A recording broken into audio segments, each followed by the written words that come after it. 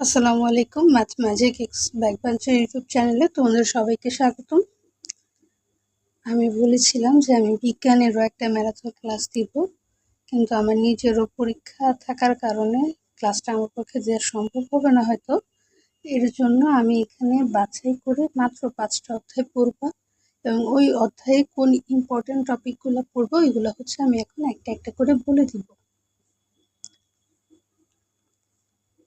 দেখো, প্রথম অধ্যায়ে যারা ঢাকা বোর্ডে আসো, ঢাকা বোর্ডে দেখা যায় প্রত্যেক বছর বিএমআই বা খাদ্য পিরামিড থেকে একটা প্রশ্ন আসে।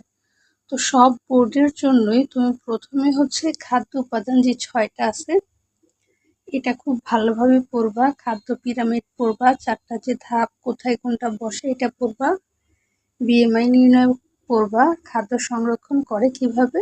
আর ঢাকা বোর্ড ছাড়া বাকি যে বোর্ডগুলো আছে ওরা একটু ইম্পর্টেন্টলি পড়বা হচ্ছে মাদকাসক্তি, ড্রাগ অ্যাডিকশন, তারপরে হচ্ছে এইডস। এরপরে দ্বিতীয় অধ্যায়, এই অধ্যায়টা খুব ইম্পর্টেন্ট এবং এটা হচ্ছে সহজ।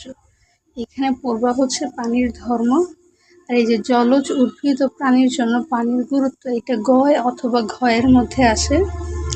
তারপরে পড়বা হচ্ছে পানির মানদণ্ড, পানির বিশুদ্ধকরণের 4টা প্রক্রিয়া যে আছে, পরিস্রাবন, ক্লোরিনেশন, স্ফুটন, এই 4টা পড়বা। পানি দূষণের কারণ এবং এর প্রভাব কি কি হয়, বৈশ্বিক উষ্ণতা, ওই যে 100 বছরে 1 ডিগ্রি সেলসিয়াস বেড়ে গেছে, বরফ গলে যাচ্ছে এটা, এবং এই সবের নাগরিকদের দায়িত্ব এবং পানি দূষণ প্রতিরোধের বিভিন্ন কৌশল, পানির উৎস, হুমকি এবং আন্তর্জাতিক নিয়ম নীতি, কূটনৈতিক যে সম্পর্ক আছে, কিভাবে পানি বন্টন করা হয়, এই জিনিসগুলো। এরপরে হচ্ছে তৃতীয় অধ্যায়, রক্তের অধ্যায়। এখানে রক্তের যে প্রধান 3টা কণিকা আছে, লোহিত রক্তকণিকা, শ্বেত রক্তকণিকা, অনুচক্রিকা, এই 3টা একদম ভাজা ভাজা করে ফেলবা। তারপরে রক্তের কাজ এবং রক্তের বিভিন্ন রোগ, থ্যালাসেমিয়া, আরো যে কয়েকটা আছে। তারপরে ইম্পর্টেন্ট হচ্ছে অ্যান্টিজেন আর অ্যান্টিবডি, আরএইচ ফ্যাক্টর, হৃৎপিণ্ড, হার্টের সব কিছু, এবং হার্ট ভালো রাখার উপায়, পালস রেট কিভাবে গণনা করে, রক্তচাপ, উচ্চ রক্তচাপ মানে প্রেশার, হাই প্রেশার আর লো প্রেশার, কোলেস্টেরল, আর হচ্ছে ডায়াবেটিস। ডায়াবেটিসের আরো 2টা নাম আছে, বহুমূত্র আর হচ্ছে মধুমেহ। এটা গেল তৃতীয় অধ্যায়। তারপর হচ্ছে দশম অধ্যায়, এই যে 10 আর 11, এখান থেকে সিঙ্গেললি প্রত্যেক বছর 2টা সৃজনশীল আসে। তো এখানে বেসিক যে আলোচনা, এখানে বল, জড়তা, নিউটনের দ্বিতীয় সূত্র, এবং এর সাথে সাথে হচ্ছে কিছু বেসিক দেখবা, ত্বরণ, বেগ, এই সূত্রগুলো, এবং ওই যে F is equal to ma, এই সূত্রই আসে প্রত্যেক বছর। হ্যাঁ, আমার চ্যানেলেও ক্লাস দেওয়া আছে, ওইটা দেখতে পারো। ক্রিয়া প্রতিক্রিয়া বল, মৌলিক 4টি বল, ওই যে মহাকর্ষ, সবল নিউক্লিয়, দুর্বল নিউক্লিয়। তারপরে ইম্পর্টেন্ট হচ্ছে ঘর্ষণ, ঘর্ষণ কিভাবে কমাবো এবং ঘর্ষণ কিভাবে বাড়াবো, এবং ঘর্ষণ হচ্ছে আমাদের একটা প্রয়োজনীয় উপদ্রব, মানে প্রয়োজনীয় একটা সমস্যা, সহজ কথায়। এই ব্যাখ্যাটা খুব ভালোভাবে করবা।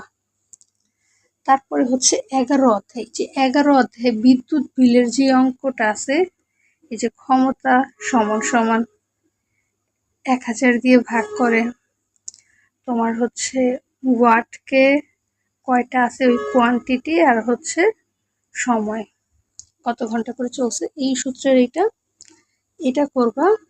সাথে হচ্ছে 2টা জিনিস আছে, সিরিজ বর্তনী, সমান্তরাল বর্তনী। ঘ নাম্বারে ম্যাক্সিমাম বোর্ডই দেখা যায় যে বলে ঘর বাড়ির জন্য কোন বর্তনীটা বেটার, সমান্তরাল বর্তনী বেটার।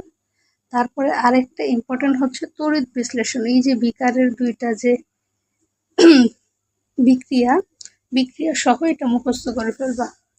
বিদ্যুৎ শক্তির ব্যবহার, আইপিএস, ইউপিএস, লোডশেডিং কেন হয়, কেন করে, বিদ্যুৎ সিস্টেমে লস করবা, আর হচ্ছে বিদ্যুতের ব্যবহার উন্নয়নে কি কি কাজ করে বিদ্যুৎ, এই জিনিসগুলো করবা। এই 5টা অধ্যায়ের এই কয়টা টপিক পড়লে তোমার এমসিকিউ হয়ে যাবে, শর্ট কোয়েশ্চেন হবে এবং সৃজনশীল হবে।